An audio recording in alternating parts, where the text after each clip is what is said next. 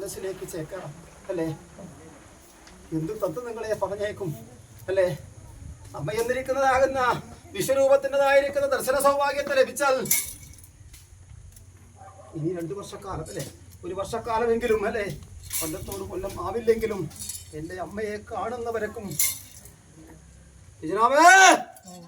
നിറ കണ്ണുകളോടെ പറഞ്ഞേക്കല്ലേ മാതാവിനെ കാണാൻ സാധിക്കുമോ അല്ലേ? എൻ്റെ അമ്മയോടുള്ള ആ പരമഭക്തി കൊണ്ട് തന്നെ അല്ലേ ബിജുരാമേ, നിങ്ങളുടെ മനസ്സിലെന്നും ഈ അമ്മയുണ്ട് കേട്ടോ. പൊന്നു മാതാവ് നിങ്ങളുടെ മനസ്സിലെപ്പോഴും ഉണ്ട്. ഞാൻ തന്നിരിക്കുന്നതാകുന്ന ചെറിയൊരു പച്ചരി, ജനനത്തിനും മരണത്തിനും സാക്ഷിയാകുന്ന പച്ചരി ഒരു പൂവായി കരുതിക്കൊണ്ട് അമ്മയുടെ ശിരസിൽ അർച്ചിക്കാം. എന്താ വേണ്ടത് നിങ്ങൾക്ക്? യോഗഭാഗ്യം പോലെ എല്ലാ ദുഃഖങ്ങളെയും പീഡങ്ങളെയും പ്രപഞ്ചത്തിനകത്തുള്ളതായിരിക്കുന്ന സർവ്വ ദുഃഖത്തെയും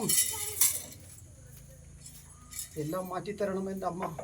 സ്വസ്ഥതയോടെ ജീവിക്കേണ്ട ജീവിത സൗഭാഗ്യത്തെ അമ്മ തന്നു പോരണമെന്ന പരമഭക്തി കൊണ്ട് പരാശക്തിയായിരിക്കുന്നതാകുന്ന മാതാവ് രക്ഷ ചെയ്യണമെന്നിരിക്കുന്ന വിശ്വാസം തന്നെയല്ലേ പെരുജരാമേ. എപ്പോഴും അനവധിയാകുന്ന മന്ത്രാക്ഷരങ്ങളൊക്കെയും നിങ്ങളതാകുന്ന വൃത്തിനകത്തുണ്ടല്ലോ അല്ലേ?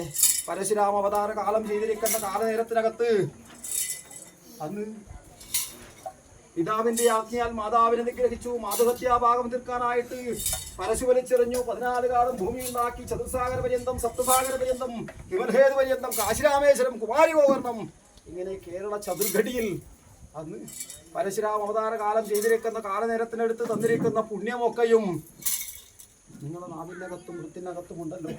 അമ്മ വേറിട്ടൊരു മന്ത്രം ചൊല്ലിത്തരണ്ടല്ലോ നിങ്ങൾക്ക് അല്ലേ? എൻ്റെ മാതാവേ, എൻ്റെ അമ്മേ എന്നിരിക്കുന്നൊരു പ്രാർത്ഥന തന്നെയല്ലേ ബിജുരാമേ. ആയതുകൊണ്ട് എങ്ങനെ ധരിച്ചാലും ഞായർ ബ്രഹ്മാണി, വ്യാഴം വൈഷ്ണവി, വെള്ളികുമാരി, ശനി ഭദ്രകാളിയായിട്ടും എൻ്റെ പെറ്റമ്മയെ പോലെ എൻ്റെ അമ്മയായിട്ടും കാണാമല്ലോ നിങ്ങൾക്ക്. മാതാവ് കൈയെടുക്കട്ടെ. നിറ കണ്ണുകളോട് തൊഴുകരങ്ങളെയും കൊണ്ട് നിങ്ങൾക്ക് ജിക്കൊക്കെ വിളങ്ങുന്ന മന്ത്രാക്ഷരങ്ങളെ കൊണ്ട് അമ്മയെ പറഞ്ഞേൽപ്പിച്ചോ. മാതാവ് നിങ്ങളുടെ മനസ്സിലൊന്ന് ഉറങ്ങട്ടോ. കൈയെടുക്കട്ടെ മാതാവ്.